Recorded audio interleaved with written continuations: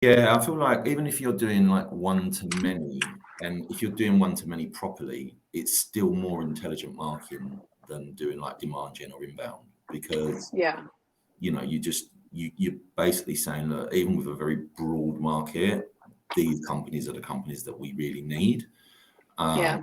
I just feel like people get quite fearful of that. They feel like they're putting all their eggs in one basket, and you could be like, "Guy, you got like 2,000 companies on that list. Like, there is no small market there. You know, Yeah. most tech companies between 1 and 5 years, probably in the B2B space, might get somewhere around 300-400 clients, maybe. Hmm. There's a lot of them Yeah. out there that have got 100, 120, 130, Hmm. right? And obviously that depends on the ticket price, but of your like annual subscription and whatnot. But you start to feel like with the like loads of people are like plugging into Bombora data, for example, right? So if you're able Yeah. to layer intent into one to many, you Hmm. kind of close the loop on the marketing, right? Because you say, right, these are the companies we're going to go after, vertical, geolocation, whatever that is. And these are the companies that also fit that profile that are showing intent in the last 7 to 13 days. So you get that Yeah. sales engine started as even before you've potentially even started with your inbound or your demand gen. Yeah. You also get layers that you can be like, okay, these guys are actively, looking for what we do. Let's focus on them for a couple of weeks, and then you've got like a second layer to it. Be like, keep them going on side, and then when they're warm and they're really ready, you can attack them too. So you've got layers to your outbound instead of it just being kind of fishing. It's like, Yeah. let's look for the big fish, and then at the same time, let's kind of look at those smaller ones, which will one day be big fish, but prioritize as you go. Yeah, and I feel like the other thing that no one really talks about around ABM is retention and upselling. Like everyone talks Hmm. about how to get the count to the finish line, but then no one's there saying, "Well, look, and this is how you should be treating that account Yeah. post contract, right?" And oh, that's a customer success thing. Well, yeah, so enroll customer success into your ABM team. Like It's it's like, also like figure out. Oh, go ahead. Sorry. it just feels like it should be a business wide the business should move into ABM. It shouldn't be like, oh, I've Mm. got this head of marketing now, and his or her job is also to do ABM. It's like, well, it's not a bolt on; it's a business shift in terms of a Yeah. customer acquisition strategy, right? Yeah. You figure out which ones your customers are happiest, and then you can target those as well. And it makes life so much easier for CS to upsell when people are truly happy with what you're making because you target them correctly. And they're Yeah. like, "How do you do this?" And you're like, "Oh, well, it's just ABM." All right. So I think look, I've given it 5 minutes. I'm sure people jump in and out as they usually do. I've been trying to get the recordings up. For those that are on the call, just to let you know, I'm a little bit low energy today. I've got a touch of food poisoning. And yeah, so just bear with me if the energy's not quite there or I sound a little bit low. Um, I would like to welcome you to the second edition of April's ABM Hugs. Today we'll be talking about one-to-one, and I have Eliza McKendry joining me from Ocean. Ocean is one of my favorite tools in the ABM tech stack, and I'll let Eliza tell you why, and then I can maybe talk a little bit about how we like to use it and how we did use it for one of our clients that was on in the very first call. So, Eliza, thank you for Yes, happy to be here. good. Do you just want to give people a background about what you do and where you are? Yeah, so I'm the product and marketing manager at Ocean, like Paul said. And at Ocean, we kind of focus on finding the lookalikes of your best customers. So imagine your best customer and find the twin or the cousin of that customer and then targeting that way. So we are based off AI, and we look at the internet and we look at context vectoring. So our systems are smart enough that they can tell the difference between orange is the new black, it being a color, or the new TV show. And that's how we build up our systems to see how you can target them and build up your account base or your strategies and your lead lists around a solid foundation instead of lots of random data in there instead. Yeah, and we was talking just now. In our little piece of waffle pre call, but we were saying about clients and the number of clients tech companies tend to have in their early stages. You guys are pretty much global, right? Yeah, so we are originally from the Nordics, and we target mainland Europe, but also the UKI. And we now are making a big old push to the United States as well. So we're finding we're across them all, as well as Australia. We haven't been able to get into Asia yet, but we're slowly, hopefully, one day going to get there. But yeah, it's been a really exciting couple of years where we've gone from being mainly Nordic and Benelux and DAC to now pretty big in the UK and moving into the States. So that's really exciting time. Cool, cool. Right. So today, what I really want to go through is what it takes to build ABM one-to-one. And for those that are on the call, if you're here, you probably have a slight inkling, or maybe you might even have more knowledge than me. You never know. But hopefully, we'll get into what one-to-one entails, and I'll give you a brief overview of how this strategy works and to help you land your whales. So to dive in, I feel like the one thing about one-to-one is that the general premise is we're only going to use one-to-one in situations where the value of the account is excessive and lengthy sales cycle. And so we're going to say, we want to spend, let's just, for the sake of numbers, it's a £10 million client and you're going to be prepared to spend 100K because that 100K will give you 10 million in revenue. Most companies probably won't. They won't give you as a marketing manager, there's like £1 million going and with 10 clients, they probably want more. But if they were doing it in a way that made sense, maybe their government contracts or I don't know, maybe defense, somewhere where you're going to see those kind of numbers on a regular basis, that makes sense. That doesn't mean that, tech companies are not seeing those kind of deals because it's obviously the number of users and locations and all of that stuff. So let's just look at that in its infancy, right? So you're going to identify top 10 accounts that you want to land, or maybe you want to upsell and expand, right? Let's keep the context of this quite fluid. And so you identify the company, you identify the buying committee, I don't know, MSPs, for example, they're like in those 3-4 year deal cycles. And so, that's a long time to land a client. But most certainly would make sense as why you might want to say, right, we want to go and get the top 10 banks in London. We want Barclays, HSBC, et cetera, et cetera. And it's a big deal. So if I want to do that, there's two ways that I can do that. I can say, well, that's quite easy. I can go on LinkedIn, I can find these people. And then, those 10 accounts are going to be quite easy to build out. And as we're a HubSpot agency, let's talk about what you can do with HubSpot. So one of my favorite plugins for HubSpot is OrgHub. And I think it's a couple of hundred a year, but you can build your organizational charts in there. So you can start seeing at an account level, these are all the members of my buying committee, which will help you understand who's activating and who's not. And then obviously, tools like Ocean can come into play where, you can, as you say, do a domain search. You could do, what could we do? A vertical search, location search, revenue search. I mean, where do we? We can go pretty much any of those searches. Like we think our domain search is the strongest way. We also now have a way of just typing in a company name and we can also find that domain on the internet. But, if you don't actually know who you want to target, then you should go with location and industry and bring it down to a niche or, company size. We also have data on if they're a Shopify person, if they do e-commerce, if they want to do anything of those such. We have web technologies. So if they're not webinar geek, sorry. What's it called? WordPress. We can also see if they're doing WordPress websites. So you can go in and target them that way and not just in the typical way of going on LinkedIn and seeing those really broad industries. With some of the data we have, we can get you down to being a marketing agency in the United Kingdom around like the area of London or Norfolk or anything like that. So you can really niche it down with such a broad thing as industries to being really narrow and specific and getting those accounts at the same time. Cool, thanks for that. And what other ways can we use Ocean at the ICP level? One of the ways that we love, so we do ABM in our accounts often, and one of the ways we like to do it is kind of reversing a little bit and seeing, like we were discussing before with the CS team, customer success, and seeing, who's going well.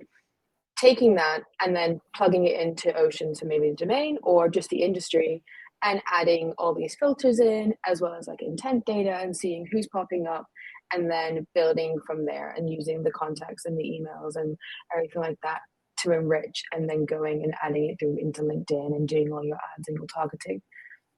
So there's that magic word that I like, intent, and you're going to hear that a lot across this whole ABM series. And so what's intent looking like in Ocean at the moment? So intent is now brand new into Ocean. We got it just at the beginning of the year. So we have Bombora powered intent. It's the nice one itself, and we get it fresh every week. And pretty much the way our intent data or the Bombora intent data works is it monitors people's behaviors on the internet in a cooperative that Bombora have established themselves. They were the first in the industry, so it's all consent based. And then you can be able to look through Ocean at your CRM of the way people are interacting. So you pick your topics, your keywords, like what you're interested in, and you can see who in your CRM is looking at that. So if it's a closed loss deal that you lost 6 months ago and now they're looking at your solution, you can be like, hey, you should have reached out to us. We know that you're interested again. So we also have the opportunity of finding whole new areas of the market you hadn't even thought about looking. We are data company. We mainly aim for marketing agencies or lead generation agencies, but with intent, we discovered that there's a lot of marketing teams in the manufacturing industry who are actively looking for a solution like ours. So it's a great way of finding like another little area in the market you hadn't quite thought of, who people are. The way I like to describe it, it's people in a crowd and they're waving, being like, can you please sell to me? And you can be like, yeah, sure, I'll come over and talk to you and get that deal in straight away. Cool. And so in terms of one-to-one, you've got your ICP fit, you've now got intent data and you can layer that in. So let's just move that along a bit. So we're going to, sorry, just bear with me. So we're going to start again, dive into one-to-one and what that can actually look like. So for any of the people on the call today that didn't get a chance to look at our ABM ebook, you should definitely have a look at the updated version. I know we've got a couple of edits going through, so it's down at the moment, but it will be back up by the end of the day. So I might actually share the link, because the link will come back. We just won't.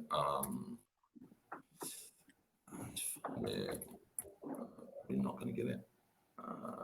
Rob, if you're on the call, can you try and post that link for me into the chat for me? Thanks a lot. So look, one-to-one.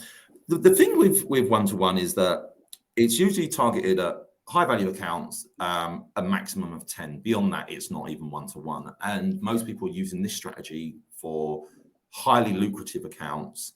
However, I don't believe that's the only way that you should be using one-to-one. So I'm going to talk about all of the approaches just in this conversation, but it's to come back. So I'm going to come full circle. So let's say, for the sake of marketing agencies, and I'm sure there's a few on this call, as well as maybe some early stage SaaS, you can't help but behave like fishermen. Agencies definitely do it. There's like few agencies that actually practice their own ABM, and so they always want to remain open to the off chance of who's coming down the funnel. And for one-to-many approach, that's okay, right? So if you think about a tool like Ocean or Rollworks, which is an ABM tool that we use, that also has intent data in it, and so we're able to say, right, okay, if we're stats and fintech, right? So we're going to go and find the top 250 SaaS and fintech companies, and that's going to make up our list, our target account list. That's who we want to work with, and that's just very broad, obviously. So then we say, okay, cool, put those into the system. We've got intent data. We can see if any of these come at the moment, as much as capturing other companies that are not falling on for the list. So that means that for those listening from an agency side, they're definitely able to kind of maybe keep some senior people happy, because you're not going to narrow down too far, and you're going to enable your sales team to still have prospecting opportunities. So broad speaking, what does that look like? It's air cover, right? It's mainly, very impersonal ads, maybe just targeted messaging to try and bring strangers back to the website, and then you're going to retarget them again and maybe push them into ebooks, webinars, whatever that may be, right? Whatever your content is. And so you kind of do that really fluffy broad market messaging, ICP, or even maybe a bit persona-ish, really, even though you don't really go down that road. It just depends how many people are in the decision-making process and who you're trying to target, right? So you set that up, and then you say to yourself, well, this works. So I'm getting some traction, people on my pages, forms being filled, etc., etc. So that means that all of a sudden, anyone who's kind of converted, and I mean a real conversion, not an MQL, right? Let's talk about it. We don't want an MQL conversions. To me, it's not the best idea. It means, mainly to me, what it means is you're forcing me to give my details over for something that I don't really know the quality of. That's really what an MQL means to me. But that's just me, right? But some people, they have to report on those. And so you say, right, okay, if this account from the masses now sticks its head above the parapet, we're going to roll it into a one to few. So we might have a broad target market still, but we then might say we've got verticals. And so out of that messaging, you could have 4 or 5 different verticals. And so you say, right, we're going to have one to few, because one to few is like 20, 25 accounts, right? But if you've got 125 accounts, so you've got 5 verticals, that's not really going to be an easy thing to do. So you're going to have to start working out how you can personalize, what sort of materials that you can use to entice these people further up the funnel. And as the technology that's not on the call, which is Zoom Info, I know that they are able to capture some data about contacts and give you some sort of insight into anywhere they've been named, speaking at events, etc., etc. Are you able to do that with Ocean? As in monitoring if the contacts had been talking about the solution as such? Yeah. No, we can't do that, unfortunately, because our intent data is account-based. So we could see if the company was doing such, but we wouldn't be able to bring it down to a personal level now. Okay, so that's interesting. So if we're still like looking at company level, you're still able to see, where they've been mentioned, what's going on, anywhere public data, right? You're just going to pull that in. Yeah. Perfect. Okay. Pretty much, yeah. Cool. So then that brings us, so now you've got your one to few. So now you've got an approach where you've got one to few. They're coming into, like, we like to build microsites. Some people just build like a jazzy landing page for each vertical, but it depends how much information and data you've got available. You get them there. So now they've come from being somewhere in the mist. They're into like a really targeted approach now at a vertical level or location level, geolocation level. And you guys are now thinking, okay, my sales team's engaged. I'm working with them to produce the materials. Eliza, you're a product marketing person. I'm sure you've done some sort of sales enablement stuff for the company since you've been there. You're now going to be working really close with your sales team to take this account to the finish line. Now, depending on how valuable this account is, and it doesn't have to be the tens of millions. It could be 50,000. It could be 20,000. It just depends on what your single license product is, maybe, or your single product is, and then what the enterprise deal around that looks like. And then you'll say, right, if this account isn't closing with all this work that we're putting in, personalized reporting, landing pages with logos, customized reports, tracking what they're talking about, and actually generating marketing based on what they're talking about. And this is what really, this is where companies that do this well step away from the crowd, because a lot of people treat ABM like it's inbound for companies, and it's not. Yeah. Right? It's like, oh, we're just going to do inbound, but at a company.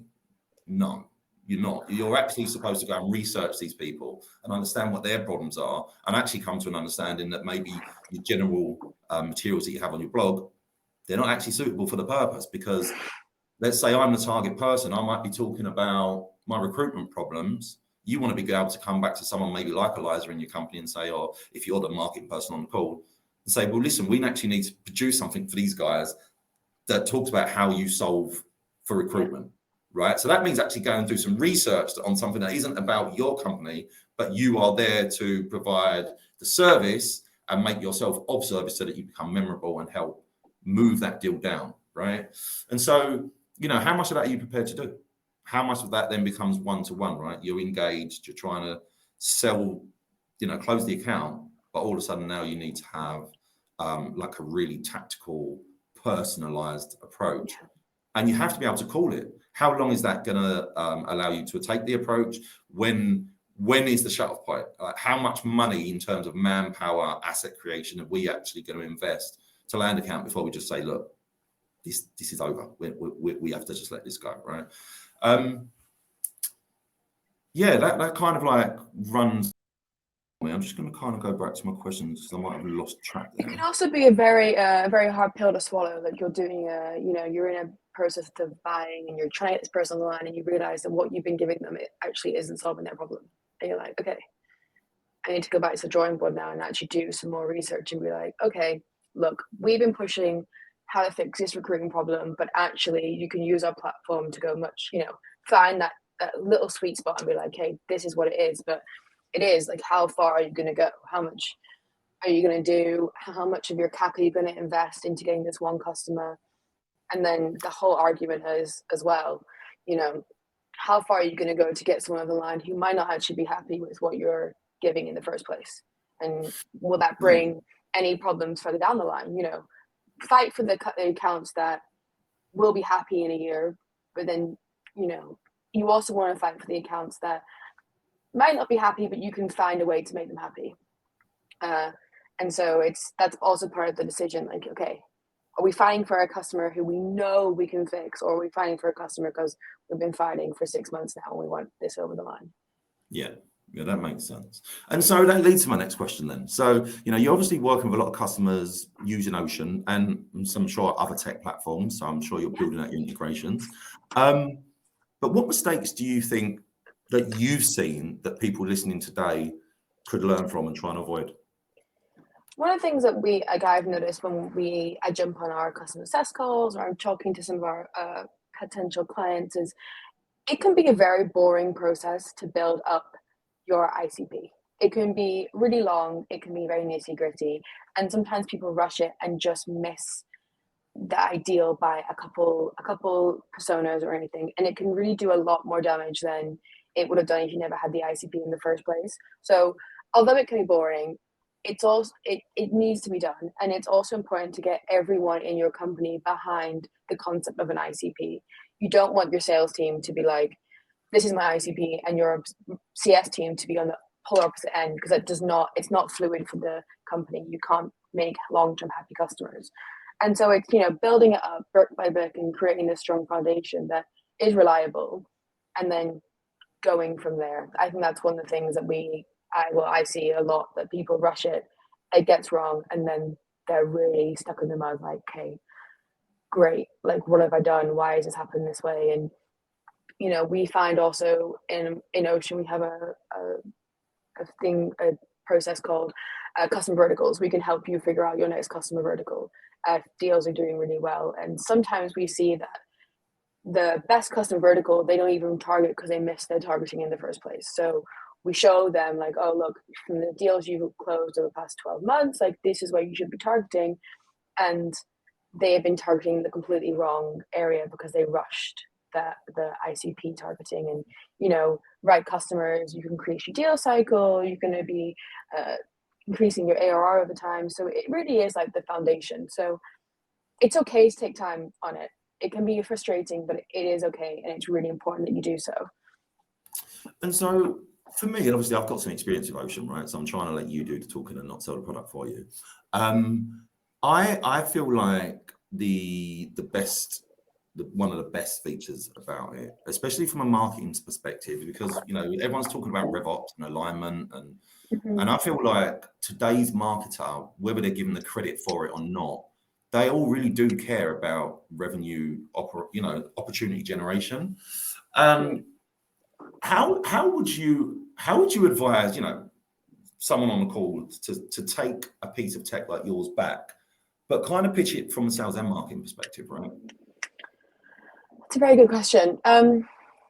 It's very interesting. We have had a big shift. So our product was originally designed for marketers, and we are making a little bit of a shift as well to bring in the sales so they can do their prospecting in the platform as well. And one of the best ways that we've found, we've seen in our company when we use Ocean, because we use it as well, of course, it's our platform, is the CRM integration is really strong. So Ocean will integrate with your CRM. It won't touch the data in your CRM unless you want it to, but you'll be able to see when you do your searches if this person's already in your CRM, if there's a deal being processed, if they're in contact, how much you engage with them, which really helps bridge that gap between the sales and marketing teams. You know, if you can look at the people you're looking at and be like, okay, these guys all have a deal on the line. Let's maybe target them this way to help. You're kind of making that whole process a bit more joined and combined. Instead of it being so marketing and sales, it can be a bit more of a relationship building, and you can target them that way, which, you know, we've really been focusing on internally, and it's doing pretty well so far. Okay, cool. Thanks for sharing that. You're welcome. Going through the questions. So the success of one-to-one definitely relies on content. So what should you be producing? So I suppose this is a question for me, really. Coming back to building off the right sort of targeting, right? If I'm going to have 10 accounts, right? We're just going to keep it at 10. You've got 10 accounts. Potentially that's 10 landing pages or 10 microsites, whatever language you want to use. But I don't believe that you necessarily need to get there if all of your clients are in the same industry. So, for example, if we talk about HubSpot again, I mean, we're a HubSpot agency, we're a HubSpot event. You build your website on the CMS. You're able then to use the contact data that you've pushed into the CRM to serve personalized content. You can use smart fields to serve the logo of the client through reverse IP lookup. You can even do stuff where you can actually have the hero image change, and maybe you want to serve up the headquarters of the said bank that you're asking, like a picture of Canary Wharf or, Wall Street, whatever that looks like. And, start using the tools, how they're supposed to be used, and so that you can start learning more, because 10 accounts might be good for this year, but it's not going to be, we just need 10 accounts, right? No business there is just going to be, we need 10 accounts, right? So you kind of want to be always on ABM. And I think that comes back to using a tool like Ocean for me, where I've got my HubSpot, I've got the content that I need. And typically I would go out and produce some sort of industry report. I think we've got something that we're reenacting from 2016, which we used to run a fintech website report, and it was literally pulling all the leading fintechs websites apart, talking about what's good and where they're missing opportunities. Yeah, great sales tactics. It's a bona fide resource, right? You can learn from that. And if you're a marketing leader or even a sales leader, that might be interesting. Yeah, sure, you want to have a look and see where you ranked in terms of, 1 to 100 or whatever it looked like. But that wasn't the real point of it. It was starting to get people thinking about conversion. And obviously we leans into what our experience around, again, the CMS, the smart content. And so if your product isn't able to be the best example of itself, for example, your product has a complex demonstration process, right? That's really difficult, because you're trying to, catch the eye of someone who's really senior and then say, well, come and sit on a 45-minute demo of my product. And they're probably not going to be there anytime soon, right? And if they're in the middle of a 2-year cycle of, if that's what the re-engagement looks like at that level, they'll be like, well, I'm 18 months out or I'm 40 months out. I'm not going to start assessing this till 6 months out. And that's good, because then you've got something for down the road. And how are you then going to serve this person content when they're already kind of telling you, look, just leave me alone, but also don't leave me alone. So it's not like you want to put them into your inbound. You still need to be creating personalized content. And for me, that's when you start tracking these people really, really closely. And that becomes like a bit more persona-led, but still not doing inbound. It's like, okay, use Google Alerts. It's a good search, right? It's a free tool. Type Google Alert, Paul Sullivan, digital bias, and every day it will send you something when I or something. So there are ways that you can supplement your activity so that you're only either commenting on that person, becoming highly engaged or whatever that looks like. And so for me, the content isn't specific. The content is, if your tool isn't the best representation of itself, go and produce something for the industry that they will find useful, that has value. I look at a lot of stuff. I probably downloaded Ocean stuff, and I'm always looking at people's content, and some of it is a bit puffy. It's like, you can do this, you can do that. And most of the people I talk to are like, well, it doesn't tell me what to do, it just keeps telling me how I can do it. And that doesn't really help me, because I think I've got a sense of how I can go about it, but someone needs to give me some more strategic stuff. And so we've tried to push a lot more strategy out in our content. But Yeah, for me, the microsites, I like a five-page microsite. Again, coming back to HubSpot CMS, right? You can either get a business unit and you can drop it onto a subdomain, whatever way, for instance, fintech.biasdigital.com or SaaS.budgets. And it's just the one site where everyone gets pushed, and we're trying to, push all the fresh content in there all the time. So maybe linking your blog, so your latest blog posts around that subject, it's just pre-populating. Start to think about what we do, i.e. all of us marketers, sales leaders, whatever it is we've got. And then for me, the other part of this is think about how you enable the person to buy from you. As marketers, we kind of want to get a little bit behind, look, we create this content, we're doing this. And actually, sales is quite simple. It's, yes, I need your content because, I'm in my evaluation process, but ultimately what I really need you to do is make it really easy to buy from you. Yeah. So think about what that might look like for me. I've probably got to go back. I've probably got some naysayers against my, bit of tech, your tech, your services could be that. And I've got to be able, you've got to enable me as your new champion to be able to go into the business. And that could be a pre-built deck that they're able to just chuck their logos into and, maybe change some narrative and things like that. Start to think about how sales enablement and ABM and marketing align, rather than just like, this is marketing content and marketing do this and marketing do that, because ultimately it's a team situation. You kind of like need all of them. You probably need to sit around and talk to customer success. What do you see happening, or what's been going on in the last 6 months for companies that match this profile with our ICP? What should we be aware of? How can we get ahead of that? How do we shut that down? How do we promote that? How does this become relevant to this person? And is there a direct link? And you start building up that dense background of information, which starts making it really easy for you to produce that highly personalized content around landing page or microsite. I mean, if Rob was here, he probably would have liked to talk a little bit about a campaign that he's a judge, right? So he judges all the ABM awards. And he said one of the agencies did something quite creative in retail where they... every title was like a lyric from a song. So like they kind of were getting into like psychology of whatever, music or that area of retail, but something really catchy that makes it stand out. And I think that B2B marketers can definitely learn a lot from that kind of creative thinking. And even in our business, we're constantly like, look, we need to think about this more about the person, because we can get really caught up in, this is what we do, this is your benefit, this is these pros and cons, and they're all things that are really for the salesperson to be able to deal with. So that's battle cards and all of that sort of stuff. And really, as a marketer, you want to be doing that creative thing that that catches the eye and makes you memorable, and really keeps you being centered as a marketer, right? We really want to be that drives our ego, that drives our success, our sense of achievement. But ultimately, that is all leading back to this one company felt like this whole campaign was about them. You probably have to go even further than the stuff that I'm talking about. And I'm not, I'm talking about sending gifts, but I'm not saying just like go on to Sendoso or something like that and just start sending teddy bears. I mean, it might work.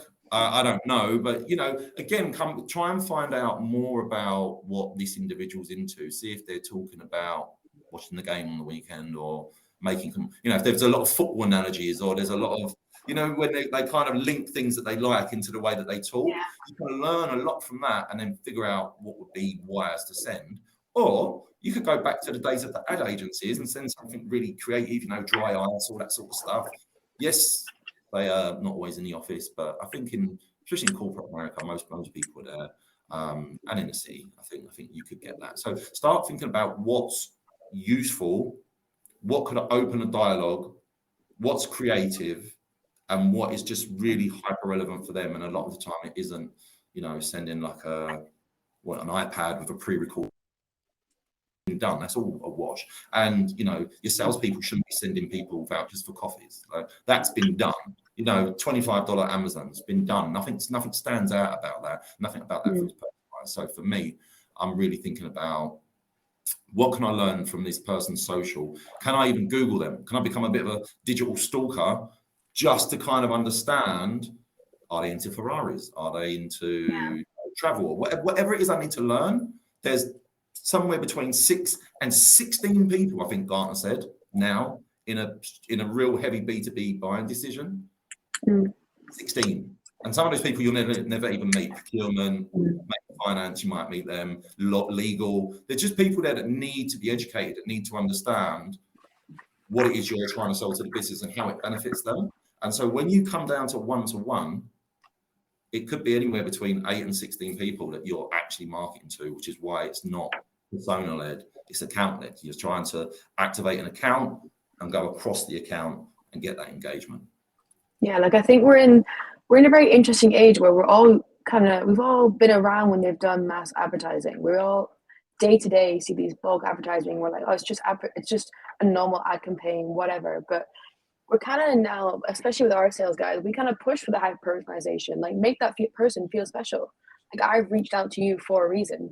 I know that you like to do X, Y, Z. I know you're struggling with this, and it does get people's eyes because like they're still human. It's still nice to know this person has taken the extra second to Google or look at your LinkedIn and saw your last post was about Ferrari or whatever. Like, oh, they made an effort. Okay, yeah, I'll look into what they're saying. Instead of it being a blanket personalized email, you're like, yeah, this is one of the 20 I get a day. Instead, it's like, hi, Eliza. Like, I saw that you were in the Netherlands last weekend. Oh, yeah, I was. Oh, gosh, they've looked up on me. Great, yeah. How can I help? It's human interaction, so you're more interested. Yeah, for sure.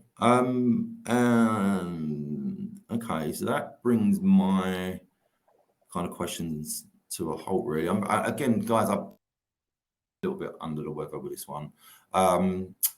Did have a couple of questions from the audience. They were... One of them's definitely not for one-to-one, so let me just kind of get back to that. Someone asked, do you know a way to send multiple customized messages via Sales Navigator?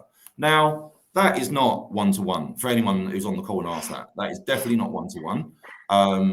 That's one-to-many would definitely fit that kind of bracket. But to be honest, if that, like at the agency, at our agency anyway, we're using the Sales Navigator Advanced connection, which you can get to through the HubSpot marketplace. And you can set up workflows which kind of say, look at this profile, send a connection request, send an email, send an in-mail. Like you can actually do all of that from people, targeting people from your CRM. I'm not a massive fan of like all of these AI-led things people are using. Yeah, AI has a place in our world now, but I think it gets a little bit lazy to kind of think that really unpersonalized en masse messaging would work. However, I was talking with Rob prior to this call, and we started to think about this, and we were like, well, how could you make that feel at least a bit customized?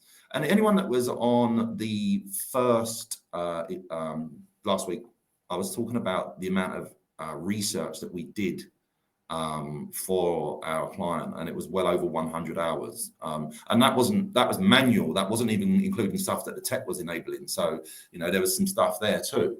And what we said was, look, if your target audience isn't that big, i.e., 8 to 16 people in 10 companies, it's not the biggest, 160 people at its top end, right? What you could potentially do is do your research and use like an Excel spreadsheet, mark it up right, and then have fields that have certain information that would fit quite normally into like an email. So you could say, I've got 5 or 6 things that I can talk to Paul or Eliza about. And in the first mail merge, use square C1, and then it's going to pull out that personal thing, and that could be something like, Paul, I saw you talking about ABM. We've got the next best ABM tool. It's better than demand-based, blah, blah, blah. That's obviously personalized, quite broad topic. So you'd want your messaging to get tighter and tighter and tighter. But actually, when you first try and reach me, you might not want to be super tight because you might lose me. You might be so narrow.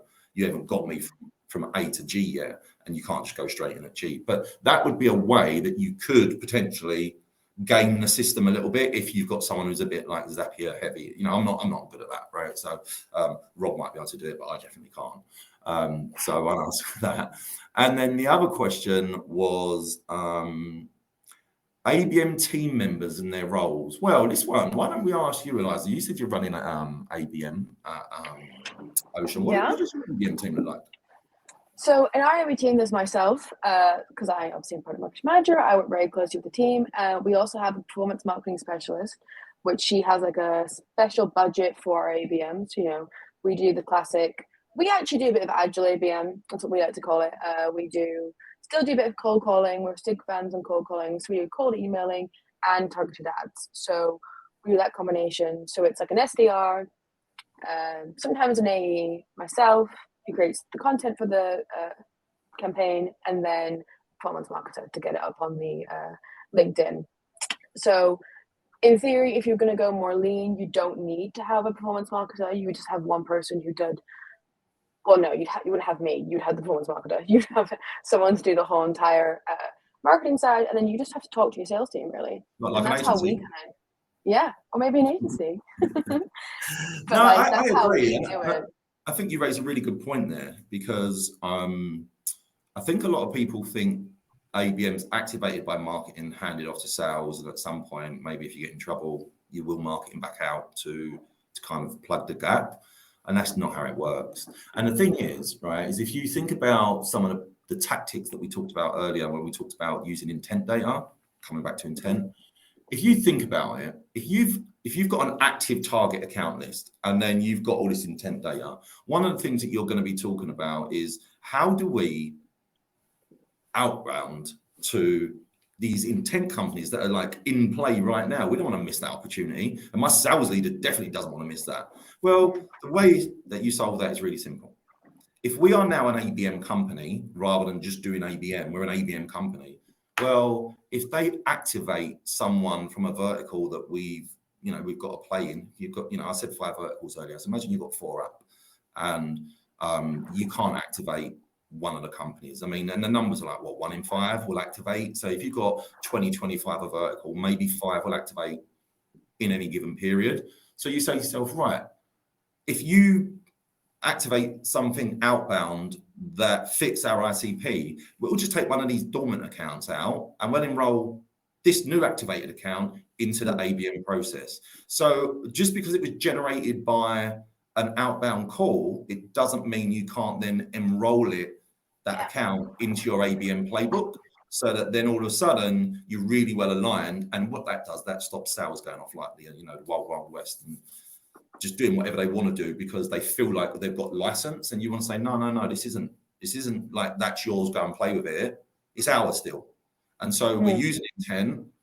We either didn't know about these accounts, or we hadn't considered them, or maybe some of those accounts are, account 150 on your list and you're focusing on the top 25. But as soon as it comes into play, however it's activated, it rolls right back into your ABM, so that you treat all accounts the same. So effectively, everyone buys from you the same way. Everyone within the company understands that CS, marketing, product, sales, they're all revenue teams. Products like to say, we're not a revenue team. You build the thing that we sell. You're a revenue generating team, right? Whether you like it or not. So you guys need to understand the customer experience, the way that the problems they're running into, what everyone's day-to-day goes through. You kind of all want to be sitting around that table the same way, so that it's a company-wide initiative, and therefore there are no exceptions to that rule. So I would definitely focus on making sure that happens. One of the nice things we had to do as well with intent is we kind of get so it comes in once a week for us. We get it on a Tuesday, and so these accounts come in and we kind of skim through them briefly and see if there's any ones in there that, like I said, are in our CRM already, or we're like, oh yeah, we've been thinking about targeting them, and we'll give them to an SDR and we give them a list and we're like, if you can reach out to these guys and see how keen they are, that would be great. And then they'll give us feedback and we can then prioritize them again and bring them into an automation. Because if you get a list on a Tuesday, it won't be in your LinkedIn until the Thursday on a good day. So you've got that 3-day window where these SDRs can almost pre-warn them up, and then you can retarget them almost, or engage them again in a second wave through your LinkedIn. And that's also a nice way, because it's got a bit of personalized touch. It depends how they like to do it. You can, it's a call, it's cold call, it's called email, but you can have that little element to make it seem more personal. Well, and then again, right, so coming from my agency head, listening to that last comment there, I'm saying to myself, well, yeah, it can be a cold email, but if you've got this microsite already developed for that vertical, Yeah. you're going to have a rich array of assets that you can use. And I'm a massive fan of not getting people that I'm outreaching to sign forms. So, like, if I'm talking to a senior leader, I can't expect him to come back to my landing page or her to come back to my landing page, give up her Yeah. details for my asset. I'm going to have to hand it to her and say, look, I really do think you are the right person. Whether you do that through LinkedIn or you do that through your email, hand out those assets and get them out there as quick as possible. Make sure that, you've customized that. And, as an agency and for some of the other agencies that may or may not be on the call, I'm always thinking about, again, enabling that buy-in process. How much of what we want to use can we standardize? Can we have one deck that has, marketing, sales, customer success in it? Like whatever that buying committee is, whoever you're selling to. Obviously, we're typically selling into software and technology companies, so product marketing and people we talk to as well. But I would always be thinking about like minimal repetitiveness. How can I make this work for me in the long run? Right, I'm sorry. I think I'm going to have to call time on this today. Let me just see if there is anything in the chat. No. So guys, I'm just starting. Yeah.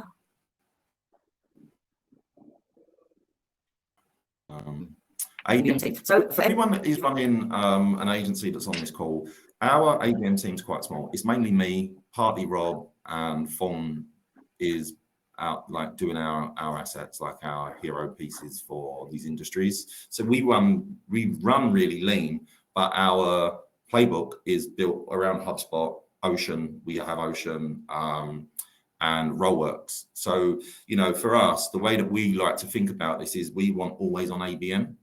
So yes, it's great that we can build our ICP list through Ocean, and it's great there. But what we really think the value is, as I said, is that once you connect it to your CRM, every time you close a deal, you're able to then just build another automated B2B company list, lookalike list, and go to that sales rep. Look, here's another 50 clients, 50 opportunities that kind of match your ICP, your targeting.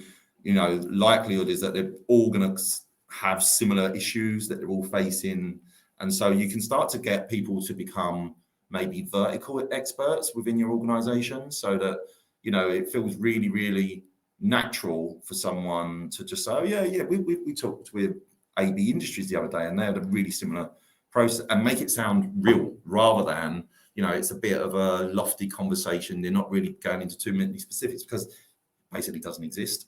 And I feel like the more you know about an industry, the more expertise you develop around the industry, the more you pay attention to other content that might not necessarily be yours, but you would find that useful.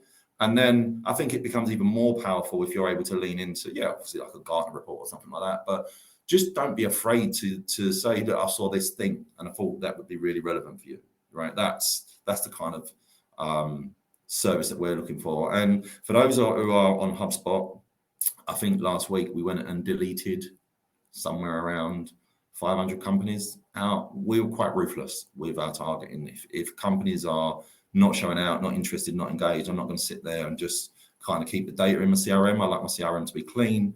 So we're always keeping that up to date. We use Seamless, I think, for our contact enrichment.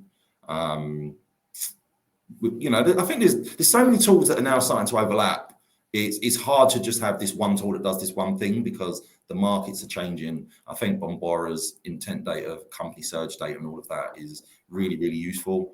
But also I feel like what Ocean does is it might not give you, a Rollworks where you've got this ad capacity to kind of target people in the never, the dark web, whatever you want to say. But, if you think about your alignment, if you're a strong marketing leader and you're really confident that your content is going to land, then you just start working with the salespeople and say, well, look, why don't we try an Ocean? Why don't we try just getting our list together, really nailing our ICP? Let's see what materials we've got that land.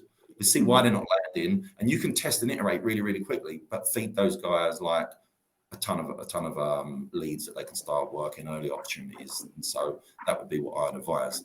And that is going to be my takeaway for you guys, is to think about like really aligning with sales, even if you are the marketing lead, and talk about like what tools and tactics you can put together that keep the sales engine running, but allow you to come up to speed with, you know, building out your infrastructure, your microsites, creating, you know, custom copy, getting the smart film set up on your CMS, all that stuff that you need to get done. That takes time, right? So you can either outsource that, you can insource it, whatever you need to do, but ultimately you will keep your sales team happy and on side if the way that you're thinking about your go-to-market toolkit, it really empowers them to get back into play, because no one likes to see salespeople around like twiddling their thumbs. Eliza, what would you say is your takeaway?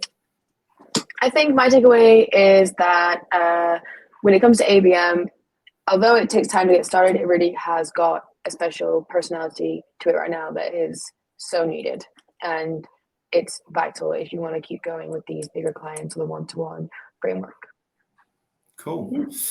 Guys, everyone that's attended, once we've got that asset back up, we will share it. I'll send an email for those that have registered. It'll be like the generic hug email. But listen, thank you for attending today. Before I go, does anyone have any questions? I know I said I wanted to leave, but I would really like to answer anything that you guys may have. Question for me, question for Eliza, anybody? Speak now or forever hold your peace. Okay. Look, guys, you know where to reach me. It's paul@biasdigital.com if you want to have a chat. Pop by the website if you want to speak to me there.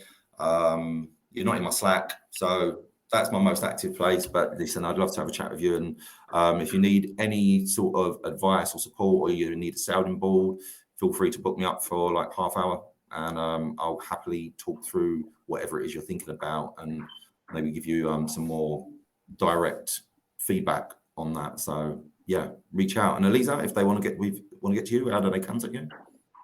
Just through LinkedIn, Eliza McKendry on LinkedIn, or also through the Ocean website. If you just book through there and put me in as a name, I will happily reach out to you guys and see what we can do for you at Ocean. Perfect. All right, guys, that is a wrap. Thanks for attending, and hopefully on the AMAs on Thursday, if you want to come back, I'll be a bit more energetic and have a lot more to say. Cheers. Okay. Bye-bye. Bye.